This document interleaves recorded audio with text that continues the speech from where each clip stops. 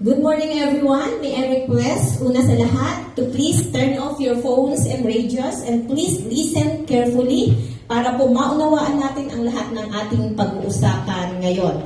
Once again, welcome to our Incident Operational Period Briefing on Rizal Earthquake. My name is Melka Tolentino, your Planning Section Chief. Does everyone have a copy of our Incident Action Plan? Okay, please take a look at the copy of our Incident Action Plan.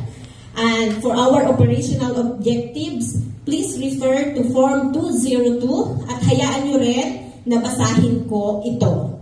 Una, ensure safety of all responders and public at the site of operation. Pangalawa, conduct search, rescue, and retrieval operation of all trapped victims within operation period. Third, provide immediate medical services for all victims. Pang-apat, clear all debris and obstructions along roads and area of operation within 5 hours. And fifth, restore disrupted communication and electricity within 5 hours. For this operation, we would like also to emphasize the following. First, ensure the safety of all responders. Second, prioritize the search and rescue operations. And third, ensure that there will be no casualties. Now, to give us the current situation update, let's hear from our Operations Section Chief, Mr. Clifren Fonte. Good morning, responders. Situation update 1500 hours, September 15, 20XX. At Rizal Earthquake. Patuloy po ang nararanasang aftershocks pagkatapos ng lindol at lahat po ay pinag-iingat. Emergency response are ongoing. As you can see at the map, we are 10 reported dead and several missing persons, Ridge Elementary School damage, landslide, and collapsed houses. Thank you.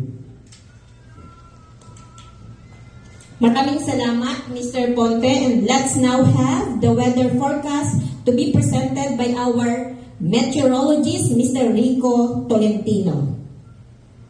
Okay, thank you. Good morning. As of the weather, we will experience a fine weather today. It will generally cloudy in the morning and partly sunny in the afternoon. There will be also zero chance of thunderstorm. The wind blow 17 kilometers per hour of the southwest, and the temperature will be 28 degrees Celsius. It is advised to wear light clothes. Thank you. Maraming salamat, Rico. And to know our operational assignments, ibinabalik ko po ang ating Operations Section Chief, Mr. Clifren Ponte. Good morning once again, responders. We are going to roll call the responders. SRR Group to be led by Mr. Melvin Dolatre. Are you here? Medical Group to be led by Mario Mamador. Are you here? Clearing Group to be led by Nonelon Nuestro. Are you here? Restoration Group to be led by Jimmy Matira. Are you here? This is your area of assignment. Please see at the map. For your specific form assignment, please refer to Form 204. Thank you. Maraming salamat ulit, Mr. Ponte. At para po naman sa napakahalagang safety briefing, let's hear our safety officer, Mr. Jason Banganan. So, good morning to everyone. Before our deployment, let me remind you some of our safety precautions. So first, always wear your safety protective gears everywhere you go. Stay hydrated. Always bring with you drinking water and snacks. Do not go out on empty stomach. Expect aftershocks. Watch out for falling debris and live wires. Always secure the area and ensure safety before deployment. Keep with you your emergency kit and first aid kit on hand and always available. Make sure that you ensure body system and make sure your location is always known. That's all, and thank you for listening. Be safe.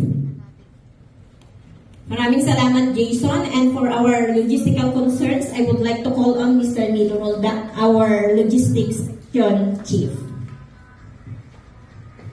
Thank you, Madam Melga. Good day to all. On a part of logistics, we have a set of 4 teams for these operations and they are available at any time. We have also enough food and medical supplies for the respondents and the victims. Also, fuels and equipments are ready for the operations, for these operations, and for the communications, we have set USF radios for everything. If we need anything, just inform me. Thank you. Maraming salamat, Nilo. And for our financial needs and concerns, tawagin po natin ang ating Finance Section Chief, Ms. Maricel Amador. Magandang umaga po sa ating lahat. For your information po, we have enough funds for this operational period. Be sure that you have record your time, and be sure that all transactions supported by official receipts and other documents. Any concern, please report to me immediately. Thank you, Maricel. And now to present the information plans and updates, tawagin po natin ang ating Public Information Officer, Ms. Janet Espeleta.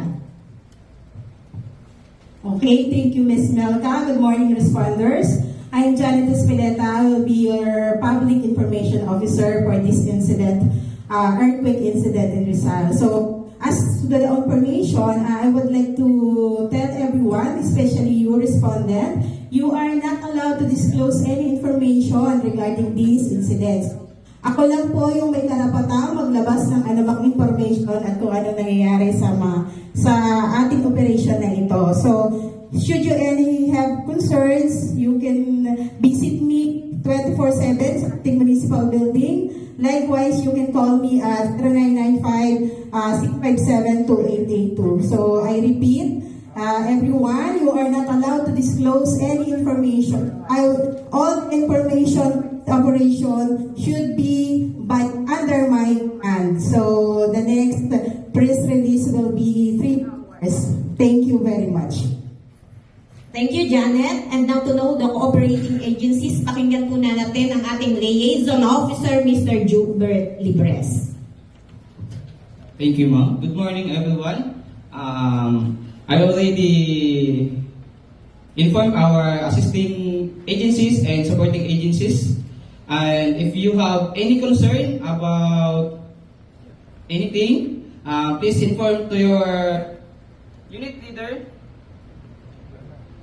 Hello. Unit leader so that they will inform me about your concern. Thank you. Thank you, Juby. At ngayon naman po, ipakinggan natin ang napakahalagang mensahe ng ating